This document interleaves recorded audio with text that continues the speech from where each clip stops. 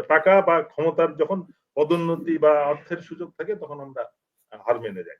সৈনিকদের ক্ষেত্রে ব্যাপকভাবে অবিচার হয়েছে এবং তাদের অদ্যবধি তারা কখনো প্রশ্ন তুলতে পারে নাই, কিন্তু নাই ইন্ডিয়াতে কোন রকম।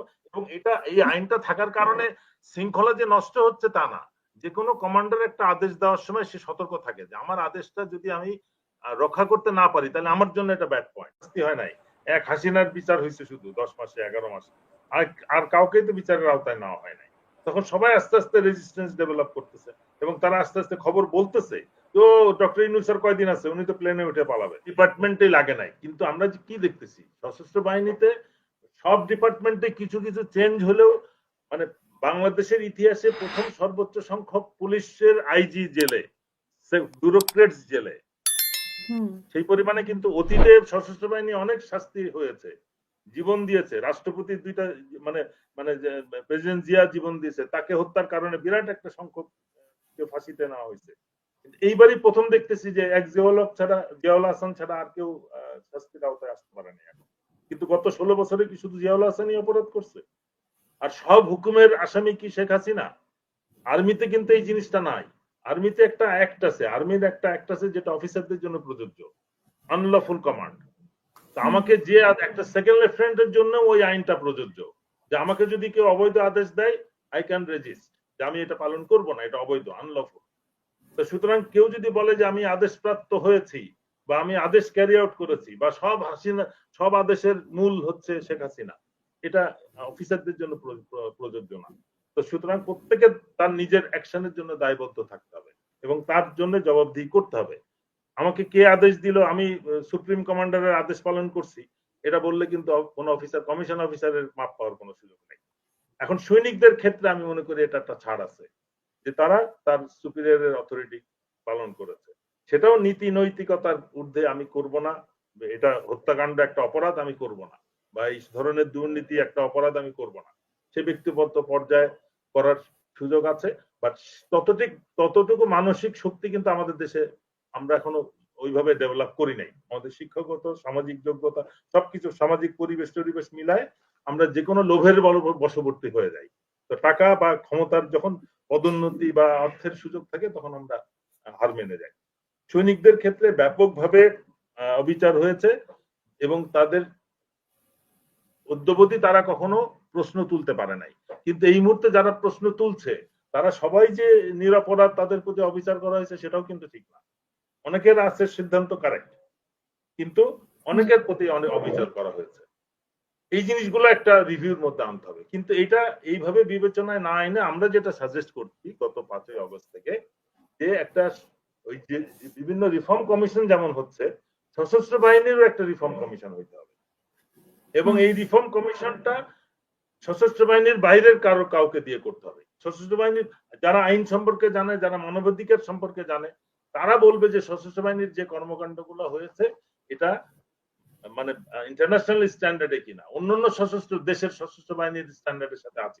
আমি কিন্তু বলছি না যে এটা সিভিল ল এর সাথে আনতে হবে, আমাদেরকে কম্পেয়ার করতে হবে অন্যান্য আর্মির কিভাবে তাদের শৃঙ্খলা রক্ষা করে। এবং এই বিষয়টা আমরা ইন্টারেস্টিংলি ডক্টর আলী রিয়াজের যে কনস্টিটিউশন কাউন্সিল ইয়ে ছিল, রিফর্ম কমিশন ছিল, আমি কর্নেল হাসিন, আমরা একটা পেপার প্রেজেন্ট করেছিলাম। Unfortunately it has not been accepted in their requirements. তারা ফাইলের মধ্যে রাখছে, ফেলে দেয় নাই কাগজটা, কিন্তু এটাকে তারা কনসিডারেশনে নেয় নাই। আমরা কিন্তু রিকমেন্ডেশনটা দিয়েছি based on our neighbouring countries and আমাদের অন্যান্য ইন্টারন্যাশনাল স্ট্যান্ডার্ড। আমাদের প্রতিবেশী ভারতে সেনাবাহিনীর যে কোনো কোর্টের বিচারের রিভিউর স্কোপ আছে, আর্ম ফোর্সেস ট্রাইব্যুনাল একটা আছে। এই tribunal it is above the military court এবং সেটা একজন হাইকোর্টের জাজের আওতায়, এবং সেই কোর্টেরও সিদ্ধান্তের যদি কোনো ইয়ে থাকে, প্রশ্ন থাকে, সুপ্রিম কোর্টও বিশেষ ক্ষেত্রে সুপ্রিম কোর্টও এটা আপিল করা যায়। তার মানে ওরা কিন্তু অ্যাবসলিউটলি ইন্টারন্যাশনাল স্ট্যান্ডার্ড। এবং এটা আমরা ডক্টর আলী রিয়াজকে কিন্তু ওইটাও দেখিয়েছি যেটা অল ডেভেলপড কান্ট্রিতে এটা আছে। এবং আমরা যেটা যে আইন থেকে অরিজিনেট করেছে, বাংলাদেশের আইন, ব্রিটিশ আইন থেকে, ওই আইনের মধ্যে ইন্ডিয়া এটাকে রিফর্ম করে ফেলছে এবং দের ইজ নো প্রবলেম, ওই কিন্তু নাই ইন্ডিয়াতে কোন রকম। এবং এটা এই আইনটা থাকার কারণে শৃঙ্খলা যে নষ্ট হচ্ছে তা না। যে কোনো কমান্ডার একটা আদেশ দেওয়ার সময় সে সতর্ক থাকে যে আমার আদেশটা যদি আমি রক্ষা করতে না পারি তাহলে আমার জন্য এটা ব্যাড পয়েন্ট। তখন কিন্তু এখন জানে যে আমি যাই বলবো ওইটাই ভার্ডিক্ট, মানে ঠিক, মানে নোবডি ক্যান চেঞ্জ ইট। আমি যেটা আদেশ দিব, ন্যায় হোক অন্যায় হোক, সে শাস্তি নিয়ে কাঁদতে কাঁদতে বাড়ি চলে যাবে, তার সংসার ভেঙে যাবে, তার সব পথে বসে যাবে, ফকির হয়ে যাবে, কিন্তু সে কোনোদিন কারোর কাছে বলতে পারবে না যে আমার প্রতি অন্যায় হয়েছে। এই জিনিসটা আমাদের মনে হয় আমাদের সময় এসছে বাংলাদেশে এটা সংস্কার করার, এবং এইটা করতে হবে। এবং কোন অফিসারকে, একটা জিনিস এটাকে অপপ্রচার করা হচ্ছে যে আমরা চাচ্ছি যে সব অফিসারকে ইউনিফর্ম ফেরত না হোক, আমরা বলতেছি সুবিচার করা হোক। যে বলতেছে যে আমার প্রতি অবিচার করা হয়েছে তার কমপ্লেনটা শুনে বলা হোক যে হ্যাঁ তোমার কমপ্লেনটা সঠিক অথবা মিথ্যা, বলে কর্নেল হাসিনের কেসটাই ধরি, মানে যাদের প্রতি অন্যায় করা না ইউনিফর্ম পরে অফিসারকে ধরে নিয়ে এসে গুম করে রাখছে। এখন আমরা সেনাবাহিনীর এখনো এই মাসে, জুন মাসে আমরা বক্তব্য শুনছি এই গুম খুন এগুলোর সাথে জড়িত নাকি শুধু র্যাব এবং ইন্টেলিজেন্স এজেন্সি। কর্নেল হাসিন তো ইউনিফর্ম পরা অবস্থায় গুম হয়েছিল, তাকে কি র্যাব করেছিল, ডিজিএফআই করেছিল, এটা আমি জানতে চাই। ওই এই তাপস হত্যার নামে 5 জন অফিসারকে গুম করা হয়েছিল, অবৈধভাবে দীর্ঘ সময় অন্তরীণ ছিল, তাকে কোন র্যাব, কোন ডিজিএফআই বা কোন এনএসআই বা এসবি করেছে সেটাও আমরা জানতে চাই। আমরা বলছি না, আমরা কিন্তু সশস্ত্র বাহিনীর মধ্যে কোনো অসন্তোষ সৃষ্টি করতে চাচ্ছি না, কিন্তু সশস্ত্র বাহিনীর নিজস্ব অফিসারদেরকে যারা ক্ষতিগ্রস্ত করেছে এবং সশস্ত্র বাহিনীর সুনাম যারা ক্ষুণ্ণ করেছে তাদের একটা তদন্তের আওতায় আনতে চাচ্ছি। কিন্তু প্রচার করা হচ্ছে যে আমরা সশস্ত্র বাহিনীতে অসন্তোষ সৃষ্টি করার চেষ্টা করতেছি, বিদ্রোহের চেষ্টা করতেছি, এবং এর নেতৃত্ব কে দিচ্ছে? ব্রিগেডিয়ার হাসান নাসির, কর্নেল হাসিন এটার সাথে আসা করছে বা আমার সাথে যারা কাজ করতেছে। এই বিষয়টা আমি বলতেছি যে ব্যাপক পর্যায়ে এটা মানে একটা বিহিত করা উচিত এবং সরকারি পর্যায়ে রিফর্ম কমিশনটা ইমিডিয়েটলি গঠন করা উচিত। বিষয়গুলো হচ্ছে যে এই যে যেটা আমরা দেখলাম বিডিআর এর বিচার, এটার সাথে সামরিক বাহিনীর সংস্কার, সশস্ত্র বাহিনীর সংস্কার মাস্ট। আমরা এতগুলো সংস্কার করলাম বাট সশস্ত্র বাহিনীকে বাদ রাখলাম, এটা কোনো অবস্থাতেই, এবং আমরা অলরেডি তার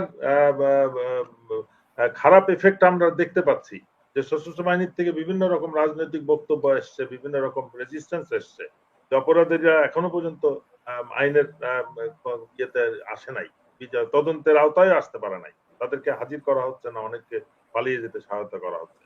এটা হচ্ছে বিকজ ওই সংস্কারটা শুরু হয় নাই, এটা একটা বিষয়। আর যেটা হলো যে আমাদের সংস্কার যাই কিছু হবে এটা জনমুখী হইতে হবে।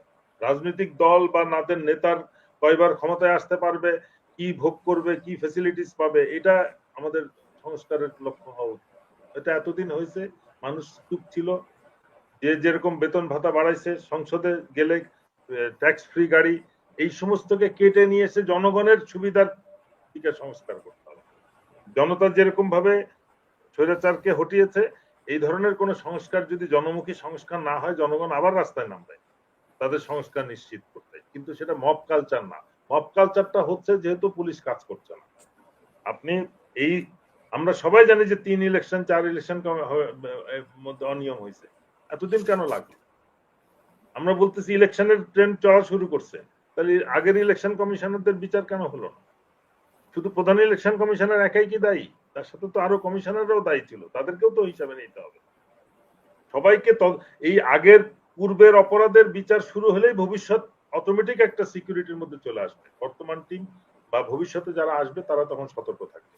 কিন্তু আমরা যদি জানি যে আগের রাজনৈতিক নেতাদেরও কোনো শাস্তি হয় নাই, এক হাসিনার বিচার হয়েছে শুধু 10 মাসে 11 মাসে, আর কাউকেই তো বিচারের আওতায় নেওয়া হয় নাই, তখন সবাই আস্তে আস্তে রেজিস্ট্যান্স ডেভেলপ করতেছে এবং তারা আস্তে আস্তে খবর বলতেছে তো ডক্টর ইউনূস স্যার কয়দিন আছে, উনি তো প্লেনে উঠে পালাবে, ডক্টর খলিল পালাবে, আমরাই তো থাকবো, আমরাই আবার আসবো, রেডি হচ্ছি, অস্ত্র শস্ত্র নিয়ে রেডি হচ্ছি, 10,000 20,000 50,000, আমরা সব জায়গায় মানে আবার শেখ হাসিনা ফেরত আসবে, আপা আবার আসবে, আমরা প্রতিশোধ নিব।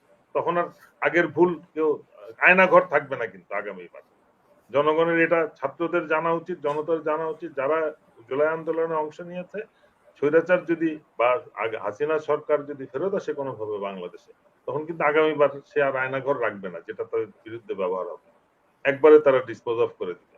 এই সতর্কতা, এই কথাটা মনে রেখে আমাদের কাজ করতে হবে। জুলাই আন্দোলন যে জন্য হয়েছে, স্বৈরাচারের যে অপসারণ হয়েছে, আবার যেন কোনো স্বৈরাচার ক্ষমতায় না আসে এবং জনগণের কথা না চিন্তা করে শুধু নিজেদের কল্যাণে সময় ব্যয় করে, এইদেরকে প্রতিহত করার যে কোনো ভাবে ব্যবস্থা আমাদের করতে। ধন্যবাদ।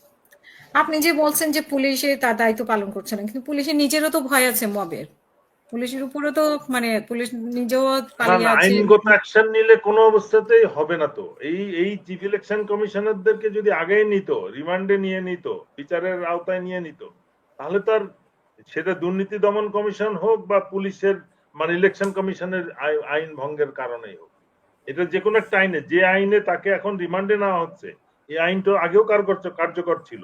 ওই জুতার মালা দেওয়ার পরে সরকারের কেন মনে পড়বে যে সে বুঝতে অপরাধ, যেটা মারুফ হুম ভাই বললেন। এই জিনিসটা আমাদেরকে বুঝতে হবে যে আমরা কি রিয়াক্ট করব না অ্যাক্ট করব। সরকার কিন্তু রিয়াক্ট করতেছে, আগে জনগণ মব কালচার করতেছে, সরকার রিয়াক্ট করতেছে। এই রিয়াকশন থেকে অ্যাকশনে যেতে হবে, আর শুধু মোডটা চেঞ্জ করতে হবে সরকারকে। প্রোঅ্যাক্টিভ হলেই কিন্তু আর মব কালচার আসবে না।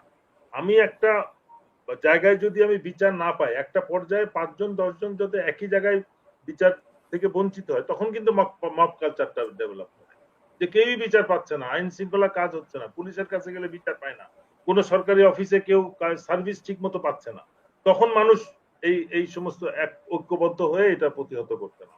এই জিনিসটা বলতেছি, প্রতিটা ক্ষেত্রে যদি আইন প্রযোজ্য হয়, প্রয়োগ করা হয়, মানুষের সার্ভিসটাকে নিশ্চিত করা হয়, তাহলে আর এই মব কালচার ন্যাচারালি ডাই করবে, ইয়ে হয়ে যাবে, আমাদের ইয়ে থেকে, সিস্টেম থেকে সরে যাবে। ধন্যবাদ।